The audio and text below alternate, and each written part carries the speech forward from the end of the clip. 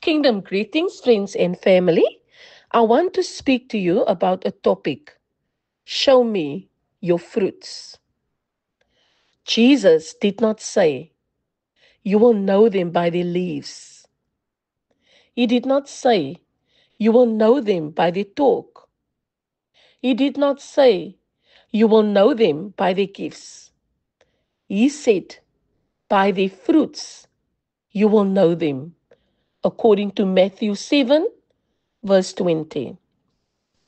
In other words, your fruit is your testimony. Your fruit is your identity. Your fruit is the evidence of the root you carry. Anybody can claim Christianity. Anybody can shout hallelujah. Anybody can carry a Bible, quote a scripture, or lift their hands up. But fruit is what separates the true from the false, the mature from the immature, and the committed from the casual. Fruit speaks louder than words. Fruit reveals your character. Fruit reveals your repentance. Fruit reveals your obedience. Fruit reveals your alignment with the Holy Spirit. And today, we are going to look at 6 biblical principles that produce fruit in a believer's life. Because fruit does not appear by accident. Fruit is the result of applying kingdom principles. If you desire to be fruitful in your home, your ministry, your business, your calling, your finances, your walk with God, then you must embrace the principles that heaven has established. Before God multiplies you, He inspects your fruit. Before God elevates you, He examines your fruit. Before God entrusts you, He looks at your fruit. So today, I am asking you the same question Jesus asked. Show me your fruit, not your leaves, not your language, not your appearance. Show me the fruit that proves repentance, the fruit that proves transformation, and the fruit that proves that God is truly at work in your life. Because when you apply the principles of the kingdom, fruit is not optional. Fruit becomes inevitable. Fruits represent your character, your conduct, your attitude, your behavior, your choices, your consistency, the results of one's actions, and the evidence of what is growing inside a person. Jesus is saying, don't judge a tree by its leaves. Judge it by its fruit. Fruit reveals the root. Every fruit have a root. What you produce outwardly reveals what is growing inwardly. A good tree cannot produce bad fruit, and a bad tree cannot produce good fruit. According to Matthew 7, verse 18, this means the condition of your heart will eventually be seen in the actions of your life. Words can deceive, but fruit cannot. Jesus spoke in this context of warning about false prophets. False teachers can say the right things, They can look spiritual, wear the right garments, use religious languages, and operate in gifting. But their fruit, their lifestyle, their motives, their character, relationship, and outcomes will reveal the truth. Anybody can talk, but fruit does not lie. Fruit is the evidence of authenticity. Matthew 7, verse 20 teaches that authentic believers show evidence of repentance, evidence of transformation, evidence of obedience, evidence of love, evidence of generosity, evidence of faithfulness, evidence of the Spirit work in their life. If the fruit is righteous, the root is righteous. If the fruit is rotten, the root is compromised. Fruit is the public evidence of a private work. The work of the Holy Spirit is internal, but the evidence will always be external. God changes the heart, and the fruit shows up in the life. Matthew 7, verse 20 means you will be recognized by what you produce. Now I want to draw your attention to the 6 principles that make fruit possible. Because fruit is not accidental. Fruit is not random. Fruit is not automatic.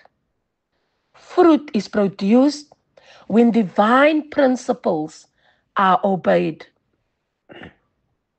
These are the principles that determine whether your life will remain barren or whether your life will overflow with harvest. These are the principles that separate those who only talk from those who truly bear witness. These are the principles that align you with John 15. Fruit, more fruit, and fruit that remains. The first fruit is financial fruit. Philippians 4, 15 to 19. Excuse me. Now the Philippians know also that in the beginning of the gospel, when I departed from Macedonia, no church shared with me concerning giving and receiving, but you only. For even in Thessalonica, you sent aid once again for my necessities. Not that I seek the gift, but I seek the fruit that abounds to your account. Indeed, I have all and abound. I am full, having received from Epaphroditus the things sent from you, a sweet smelling aroma, an acceptable sacrifice, well pleasing to God. And my God shall supply all your need according to his riches in glory by Jesus Christ. The fruit of abundant giving. The inability to give is barrenness. You need to plant seed before plant can grow. And the plant grows into a tree, and eventually the tree will bear fruit. In Philippians 4, Paul opens a window into one of the most profound spiritual laws in the kingdom, the law of giving and receiving. He speaks not merely as an apostle in need, but as a father revealing a principle that unlocks spiritual fruit, divine supply, and supernatural partnership. Here, he honors a church that knew how to give not out of compulsion, not out of pressure, but out of revelation. We need to understand that God's kingdom operates by principles. And if we want to become truly fruitful, we must apply those principles. One of the foundational principles of fruitfulness is the principle of giving. The Philippian church understood that in the kingdom, giving is not a loss. Giving is an investment into eternity. Giving is a spiritual partnership. Paul says, "No church shared with me concerning giving and receiving, but you only." The word shared is the Greek koinonia, a partnership, a covenant joining, and a divine connection. The Philippians did not merely give money. They entered into spiritual partnership with Paul's apostolic assignment. They understood where you sow determines what flows back into your life. What you support becomes what you partake of. Your seed connects you to the grace you sow into. When Paul left Macedonia, the Philippians said, "We go with you, not physically, but spiritually, financially, and covenantally." Giving is a declaration. I believe in the grace on this ministry and I align myself with it. Giving produces fruit in your spiritual account. Paul says, "Not that I seek the gift, but I seek the fruit that abounds to your account."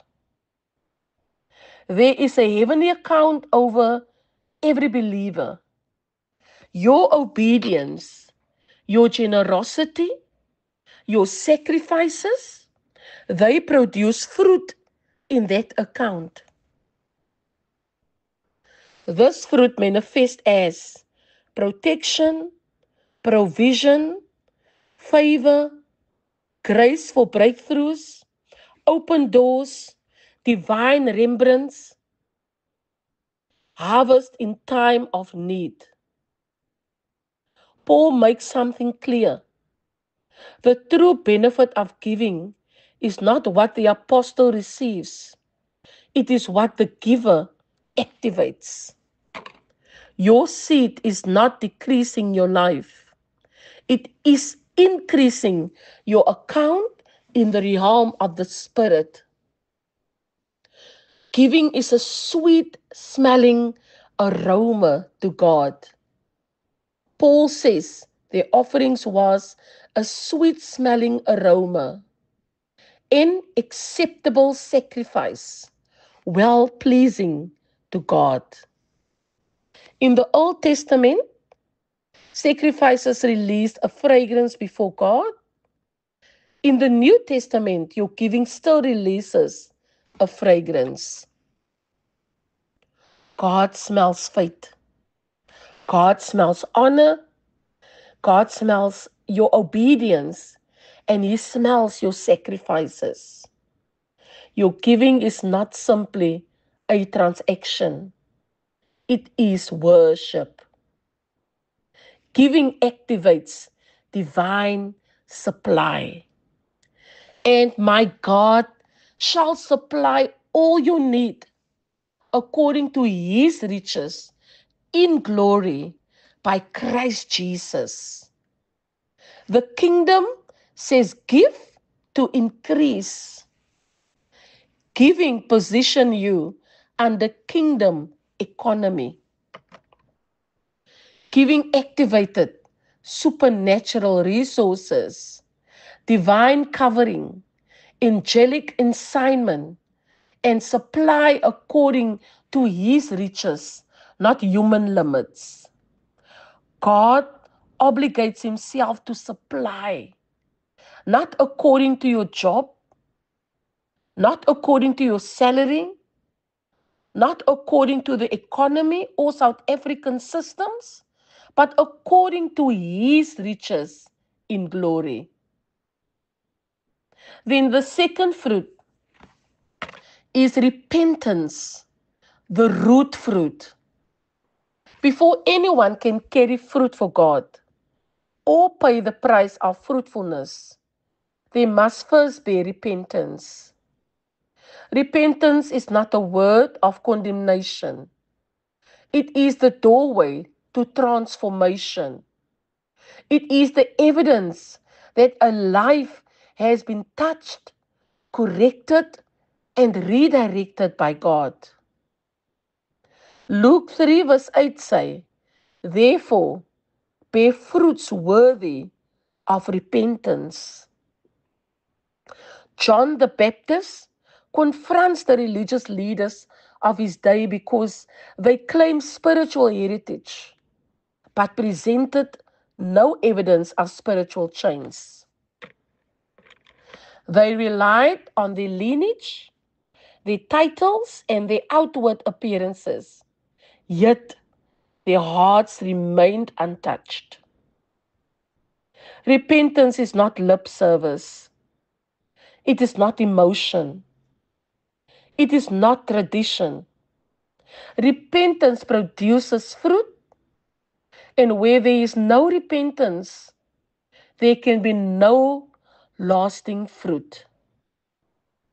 Repentance is a change of mind that leads to change of direction and ultimately a change of behavior. The fruit of repentance is seen in how we walk, how we speak, how we give, how we forgive, and how we live. If there is no change, there is no repentance. If there is no turning, there is no transformation. If there is no fruit, then the root has not yet been surrendered. Repentance becomes the root system that carries the fruits of righteousness. Zacchaeus, repentance changed his lifestyle. In Luke 19, Zacchaeus encountered Jesus and instantly produced the fruit of repentance. Repentance touched his heart, and the fruit was seen in his hands. Repentance removes the old habits that choke fruit. It uproots the attitudes that block growth. It breaks the pattern that produces spiritual bitterness. It cleanses the soil of the heart. It makes room for the Holy Spirit to cultivate new fruit. You cannot bear the fruit of the Spirit. You cannot bear the fruit of righteousness. You cannot bear the fruit of generosity. You cannot bear the fruit of obedience without first repenting. Repentance is the plow that breaks the ground of the heart. Fruit is what grows after the ground has been surrendered. The third fruit is fruit of union with Christ. The foundation of all fruitfulness in the life of a believer begins with union with Christ. Jesus himself said, I am the vine, and you are the branches. He who abides in me, and I in him, bears much fruit, for without me you cannot do nothing. John 15 verse 5. Fruitfulness is not accidental. It does not come from activity, from programs, or human efforts. Fruitfulness flows only through intimate, abiding union within the vine. If a leaf falls off a tree, it soon turns dry. But if a leaf connected will become brighter and brighter. Union with Christ is being so connected to Jesus that his life, his character, his righteousness, and his love will begin to manifest through you. When you water a plant, the water does not stay at the root or in the soil. It travels through the vine and reaches every branch. Every leaf will be nourished. Every part of the branch receives life. Without the vine, the branches dries up. It cannot produce leaf, it cannot grow, it cannot bear fruit. Paul calls this the fruits of righteousness, which are by Jesus Christ to the glory and to the praise of God. Righteousness is not only moral uprightness, it is conformity to the very attributes of God.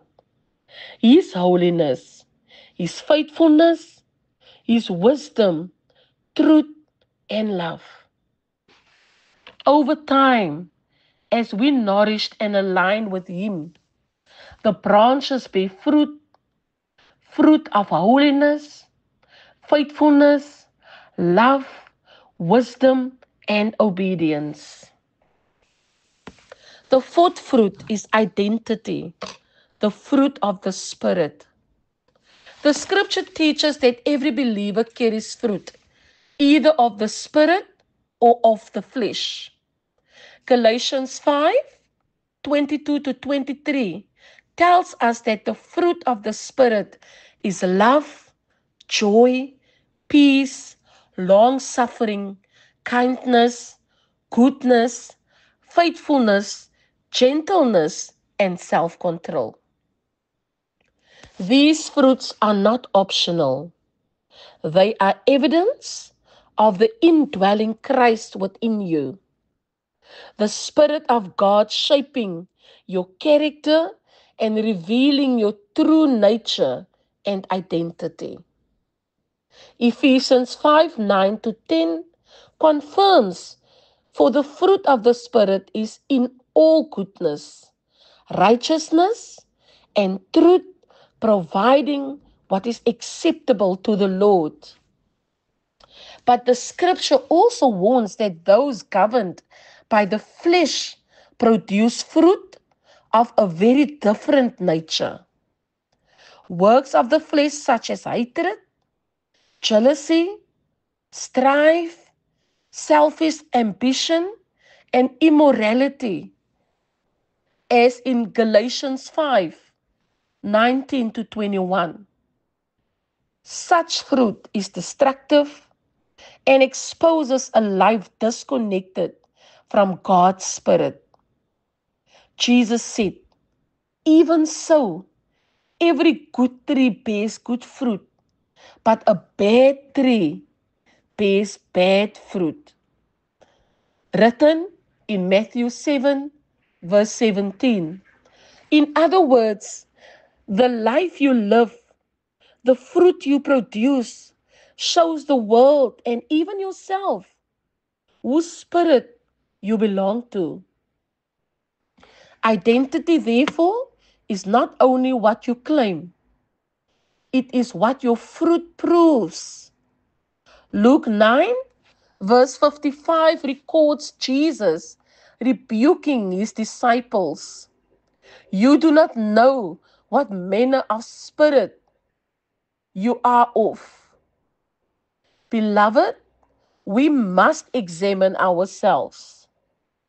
Are we producing fruit that aligns with the Spirit or fruit that aligns with the flesh? Our actions, our attitudes, and our responses are all public evidence of our spiritual root. The call of God today is to live in your true identity in Christ, allowing the Holy Spirit to govern every area of your life. When you are rooted in Him, your life will naturally produce fruit of righteousness, of love, and of holiness. The world, your family, and even heaven will see it. You cannot hide fruit. It always reveals itself. The fifth fruit is your testimony. The fruit through good works. The life of a believer is not only about what we believe, it is about what we demonstrate. God calls us to a life that is fruitful in every good work, according to Galatians 1 verse 10. This fruit is not random or accidental. It is the visible evidence of our walk with God and our participation in His royal priesthood. The scripture tells us that our testimony is a fruit of the priestly life we carry. Hebrews 13:15 says, "Therefore, by Him let us continually offer sacrifices of praise to God. That is the fruit of our lips, giving thanks to His name." Notice how even our words, our praise, our thanksgiving, our worship becomes a sacrificial fruit that glorifies God and testifies of His goodness. As members of the royal priesthood, we are called to manifest functions of priesthood in everyday life, to intercede, to worship, to serve, and to represent God on earth. Every good work we do, every act of obedience, every word of encouragement, every sacrifice offered unto God becomes fruit that testifies of our divine calling. Your testimony is not just a story. It is living proof of God's work in you. When your life produces good works, when your lips continually offer praise, and when your actions reflect His kingdom, you are operating in the fullness of your royal priesthood. Every believer is called to be part of a royal priesthood, according to 1 Peter 2:9. This is not just a title, it is a function, a way of living, a divine assignment. To operate in the fullness of your royal priesthood means that every area of your life reflects both kingly authority and priestly intercession, producing fruit that glorifies God and advances His kingdom. It means you give your full dedication, your full loyalty, and full resources to the work of the Lord. It means that your spiritual growth, your testimony, and your fruit in the kingdom all converge to fulfill God's purpose for your life. Living as a royal priest requires that you understand your identity. You are a son of the king, part of a royal priesthood, called to reign and rule in obedience to God. You need to bear fruit in everything you do. Your time, talents, resources, and ministry must be fruitful and bring honor to the kingdom. Stand firm in your calling, even when opposition comes. Even when you swim against the current, you remain steadfast on the path God has set for you. Live with spiritual responsibility. Your thoughts, words, and actions must reflect your royal position and advance the kingdom.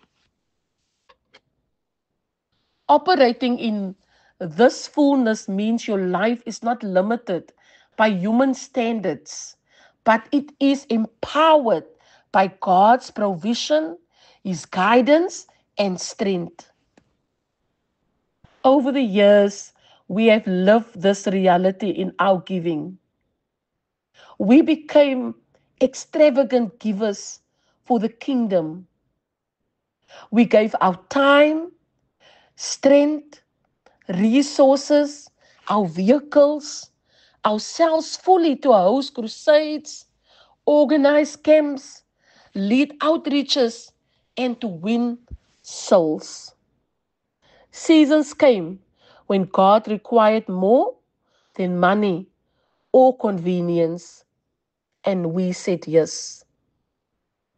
We never saw giving as a loss, but as an investment into eternity.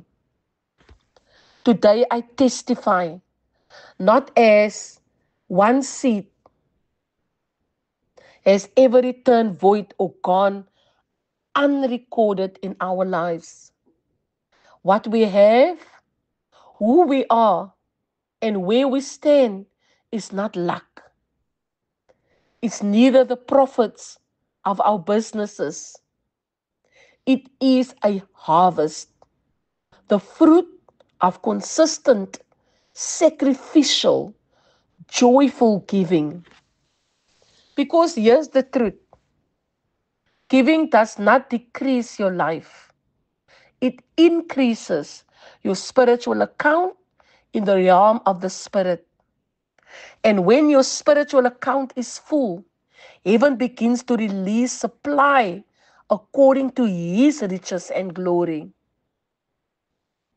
Luke 12 verse 33 reads, "Provide purses for yourself that you will not wear out, a treasure in heaven that will never fail."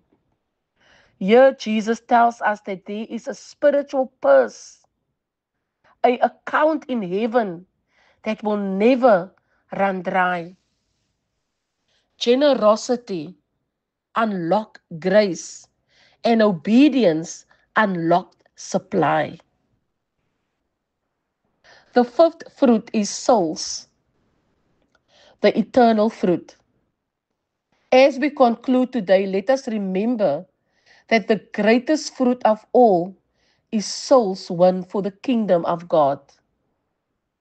Jesus said in John 4 verse 35 to 36, "Lift up your eyes and look at the fields, for they are already white for harvest.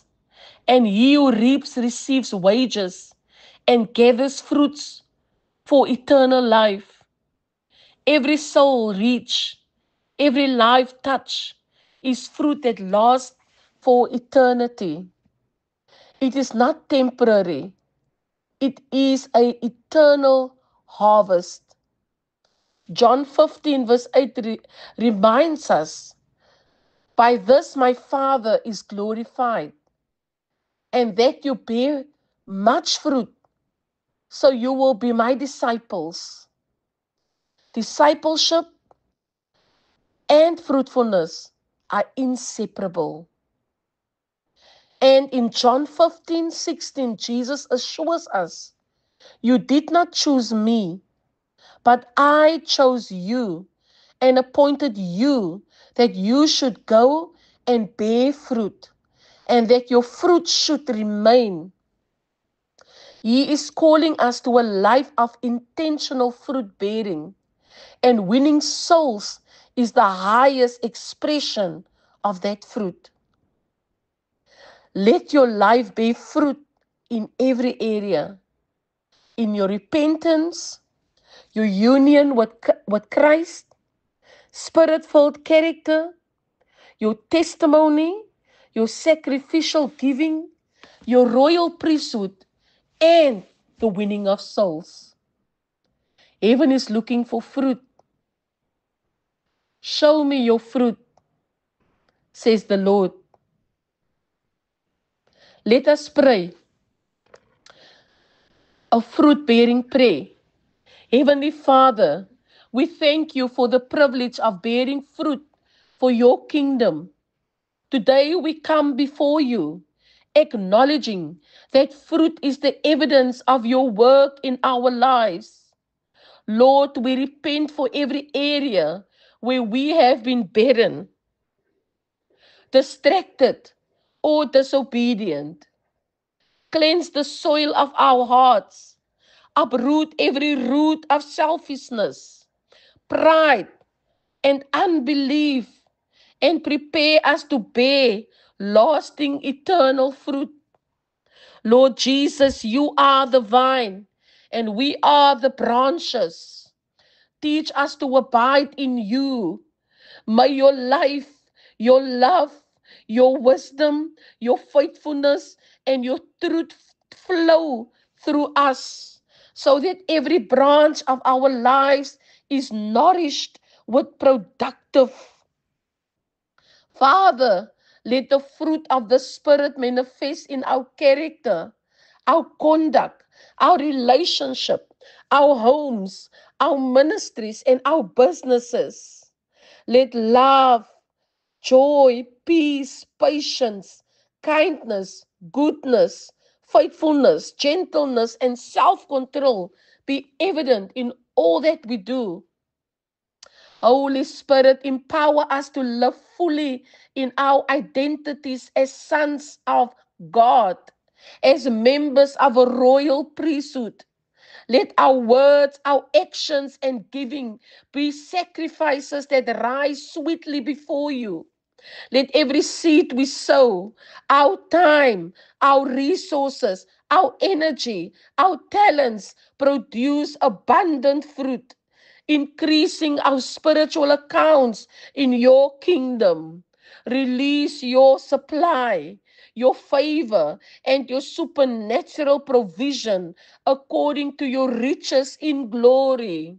Lord, fill our lives with fruit that remains, fruit that glorifies your name, fruit that wins souls, fruit that testifies of your power and your goodness. Let every ministry, every act of obedience, and every prayer produce an eternal harvest. Father, let our lives bear fruit, clearly evidence of heaven's work within us, so that when you examine us, you can see the harvest of your spirit in motion. And now, Father, we declare by the authority of Jesus Christ that our homes, our ministries, our finances, our calling bears fruit that glorifies you, that our giving, obedience, and faithfulness open doors to supernatural increases and eternal harvest. That every soul we reach, every life we touch, and every testimony we release advance your kingdom on the earth. We release this prophetic word. We shall carry distinction because we are faithful in giving, faithful in obedience, faithful in service, faithful in love. Our fruit shall remain. Heaven will multiply our harvest. Our labor shall increase. Our seed shall multiply. And we will rejoice in the lives of transformed through our faithfulness. Father, we receive this in faith. Let it manifest in our lives. In Jesus' mighty name. Amen and amen.